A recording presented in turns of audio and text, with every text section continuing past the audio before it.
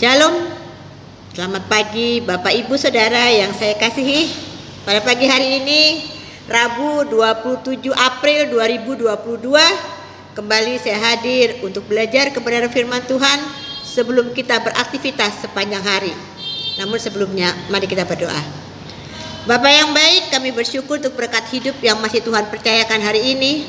Namun sebelum kami melakukan rutinitas, biarlah kami dituntun oleh kebenaran firman Tuhan yang menjadi kekuatan kami sepanjang hari. Inilah doa kami yang tidak sempurna, Bapak. Ampuni setiap dosa dan kesalahan kami. Kami alaskan doa kami hanya di dalam nama Tuhan Yesus, Juru Selamat kami yang hidup. Haleluya. Amin. Bapak Ibu jemaat yang terkasih, firman Tuhan pada pagi hari ini saya ambil dari Lukas 24 ayat 36 sampai 40.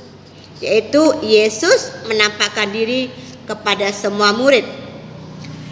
Ayat ke-36, dan sementara mereka bercakap-cakap tentang hal-hal itu, Yesus tiba-tiba berdiri di tengah-tengah mereka dan berkata kepada mereka, "Damai sejahtera bagi kamu." Ayat 37, mereka terkejut dan takut dan menyangka bahwa mereka melihat hantu. Ayat 38, akan tetapi ia berkata kepada mereka, "Mengapa kamu terkejut? Dan apa sebabnya timbul keraguan di dalam hati kamu?"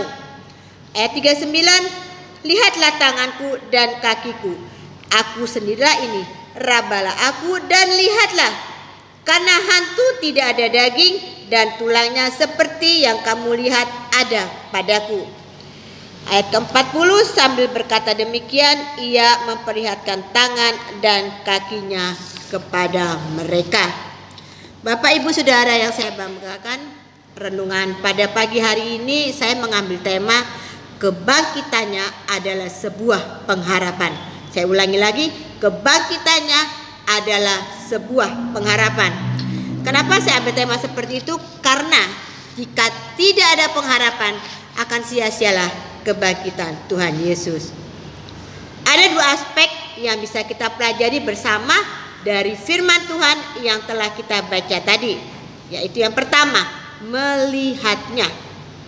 Kalau kita baca di dalam firman Tuhan Lukas 24 ayat 36 tadi, kita bisa mengatakan, menegaskan bahwa dia itu ada dan menegaskan fakta tentang kebangkitannya. Karena di ayat 36 dikatakan, dan sementara mereka bercakap-cakap tentang hal itu, tiba-tiba Yesus berdiri di tengah-tengah mereka dan berkata, "Damai sejahteralah bagi kamu." Berarti kebangkitannya Yesus memberikan damai sejahtera bagi saya dan saudara. Dan yang kedua adalah menyentuhnya. Bapak Ibu jemaat terkasih, seringkali tanpa kita sadari kita suka meragukan kebangkitan Tuhan Yesus. Karena secara fisik kita tidak melihatnya. Dan itu diangkat di ayat di Lukas 24 ayat 39. Lihatlah tanganku dan kakiku. Aku sendirilah ini. Raba aku dan lihatlah. Di sini seolah-olah Tuhan ingin menegaskan, inilah aku. Haruskah kamu harus percaya kalau tidak melihat? Namun berbahagialah saya dan saudara yang selalu meyakini dan percaya akan kebangkitannya. Bapak Ibu terkasih, dari dua makna yang terkandung dalam penampakan Tuhan Yesus kepada manusia setelah kebangkitannya, akhirnya kita semua menyadari bahwa dia telah membangkitkan hati orang melalui cara menampakkan diri kepada mereka. Dan lewat dia juga memampukan kita dan saudara untuk mengalami perhatian dan kasih Tuhan bagi kehidupan kita sehari-hari. Dan perhatian dan kasih semacam ini seolah-olah sebuah legenda. Padahal kalau kita melihat faktanya, ini adalah nyata. Tuhan Yesus selalu memberikan perhatian dan kasih kepada saya dan saudara. Dari sini kita bisa menggarisbawahi tiga aspek, yaitu dia selalu bersama manusia dan tidak pernah meninggalkan kita. Sebab kenapa? Tuhan telah menciptakan kita untuk mendapatkan damai sejahtera itu. Seperti katakan damai sejahtera. Damai sejahtera bagi kamu itulah yang kita dapatkan lewat kebangkitannya.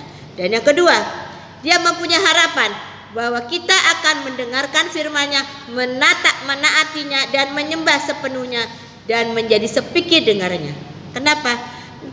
Karena Tuhan Yesus melakukan pekerjaannya, ingin menyampaikan firman-Nya dalam rupa manusia, dan dia menampakkan diri kepada manusia dalam roh setelah kebangkitannya. Yang ketiga, dia selalu memberikan perhatian kepada umat manusia dan terutama dia peduli. Allah selalu peduli, Tuhan Yesus selalu peduli. Tapi kepada mereka yang mengikutinya.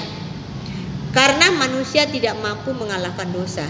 Tanpa bimbingan Tuhan, tanpa perbekalan, tanpa sebuah kebenaran, manusia tidak mungkin mengatasi kerusakan mereka dan mencapai keselamatan yang sejati.